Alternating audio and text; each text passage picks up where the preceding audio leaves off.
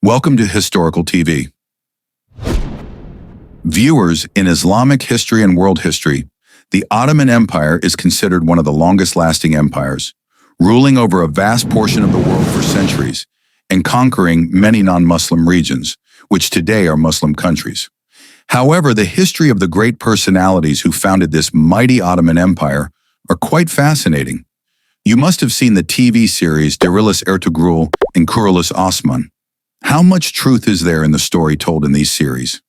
In today's video, we will discuss the great personalities who laid the foundation of the Ottoman Empire, and also examine which season of Darilis. Ertugrul accurately depicts the location where the Kayu tribe was settled and how they eventually moved to Sogut and permanently settled there. We will also explore how Osman Ghazi founded the Ottoman Empire. Anatolia is a region where Christians ruled for centuries, sometimes under the Roman Empire and sometimes under the Byzantine Empire. However, in 1071 CE, after the Battle of Manzikert between the Seljuks and the Byzantines, Anatolia fell into Muslim hands for the first time. Under the leadership of the great Seljuk Sultan Alp Arslan, much of Anatolia was conquered, and the Islamic flag was raised. This was also the time when the Turks began to migrate to Anatolia for the first time. Thus, after this victory, the Turks developed a special connection with Anatolia, and the Seljuk Empire established a separate state under its rule called the Seljuk Sultanate of Rum, which had its own sultan. Viewers, a century after the Battle of Manzikert, the great Seljuk Empire began to weaken and finally disintegrated in 1194, making way for the Khwarezm Empire. As a result, only the Seljuk Sultanate of Rum remained in Anatolia. At the beginning of the 13th century, a new threat emerged from the east in the form of the Mongols. Soon, the Mongols conquered vast Muslim territories, and the Abbasid Caliphate was reduced to nominal power, and Mongols extended its influence beyond Persia, now Iran.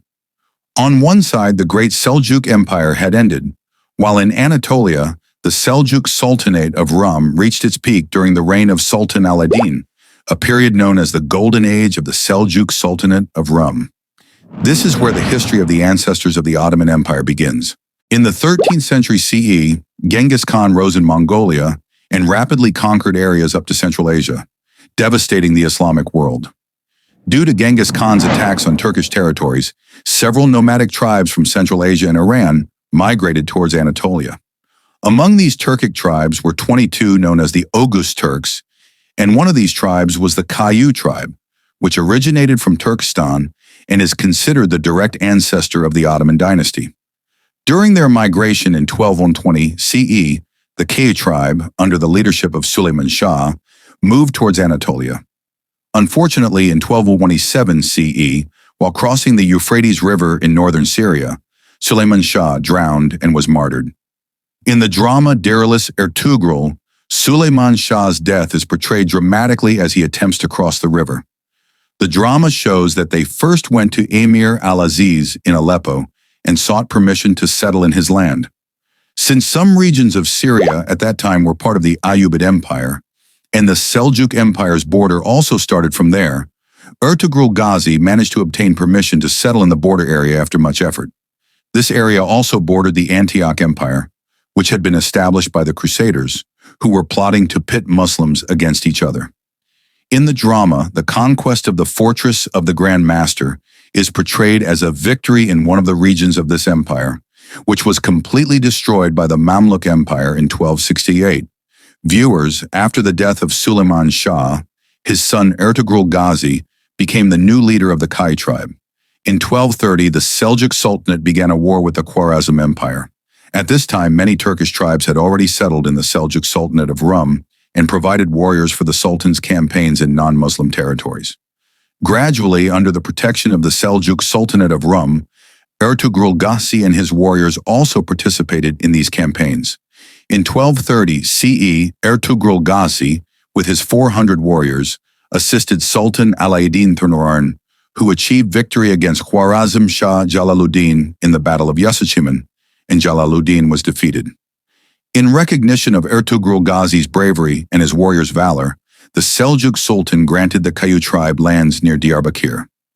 In 1237 CE, With the death of Sultan Alaeddin, the golden age of the Seljuk Sultanate of Rum ended as Mongol forces, under the leadership of Genghis Khan's son and successor, Ogedei Khan, reached the doorstep of Anatolia. The new Seljuk Sultan, Ghiyaseddin Khusrev II, ignoring his father's military and administrative capabilities, launched a failed rebellion against the Mongols, resulting in a devastating defeat for the Seljuks at the Battle of Kosedag in 1243 CE. After this defeat, large areas came under Mongol control, and Sultan Ghiyaseddin Khusrev II became a puppet ruler for the Mongols. For the remainder of the century, the authority of the Seljuk Sultanate gradually diminished, and autonomous states were established by local rulers and leaders. During this time, Ertugrul Ghazi moved to the region of Sogut. For the next several years, the Kayo tribe stood firm against both the Byzantine Empire and the Mongols. During this period, many warriors and Turkic tribes joined forces with Ertugrul Ghazi. In seasons 2, 3, and 4 of the drama Dirilis, Ertugrul, all these events are depicted in a dramatic manner to make the story more interesting. And season 5 begins in Sogut, where the Mamluk Empire has now replaced the Ayyubid Empire, and they confront the Mongols. Viewers, as the Seljuk Sultanate declined, the Kayo tribe gradually expanded. When the Mongols took over Anatolia, many Turkic tribes sought refuge with the Kai tribe, making it a new haven for displaced Turks. During this time, Ertugrul Ghazi's son, Osman Ghazi, became the new leader of the Kai tribe after his father's death in 1281 CE. In the early 1280s, tensions began to arise between Osman Ghazi and the Byzantine rulers, leading to several battles. In 1281 CE, Osman Ghazi captured the fortress of Kulaka Hisar, marking the first time the Ottomans seized a fortress. This victory provided Osman Ghazi with a secure base for future campaigns. In 1288 CE, the Byzantine governor and the governor of Karakahasar attempted to stop Osman Ghazi's conquests, but they were once again defeated. This defeat was devastating for the Byzantine Empire, and after a prolonged siege, Osman Ghazi also captured the fortress of Karakahasar. In the following years, the Kayo tribe continued to attack Byzantine territories, incorporating them into Ottoman lands. These victories spread the fame of the Kai tribe throughout Anatolia, and warriors and tribes from across the Islamic world began joining Osman Ghazi's campaigns. During these conquests, Osman Ghazi married Bala Hatun, the daughter of Sheikh Edebali. According to tradition, one night, while staying at Sheikh Edebali's house, Osman Ghazi had a dream. In the dream, he saw a great tree growing out of his chest, with its branches and leaves spreading across the sky. The next morning, when Osman Ghazi shared his dream with Sheikh Edebali, the sheikh interpreted it as a sign that God would grant his descendants a vast empire. As the Kayo tribe grew stronger, the internal weaknesses of the Seljuk Sultanate of Rum increased. By the end of the century in 1296 CE, most of the Turkish leaders and rulers in Anatolia decided to free themselves from Mongol control. In 1296 CE, Seljuk Sultan Ghiyaseddin Khusrev II was imprisoned by the Mongols. Taking advantage of this opportunity, various rulers and leaders declared their independence and established autonomous states, among which the Germian tribe, led by Yaqub Bey, was notable. The rest of the tribes were smaller, but the Germian tribe rivaled the Kayo tribe, and there was considerable conflict between them over the empire, which ultimately ended in 1429 when the Germian tribe was incorporated into the Ottoman Empire. In 1299 CE, during Friday prayers, Osman Ghazi declared independence from the Seljuk Sultanate of Rum and ordered that his name be mentioned in the sermon instead of the Seljuk Sultan, marking the beginning of the Ottoman Empire.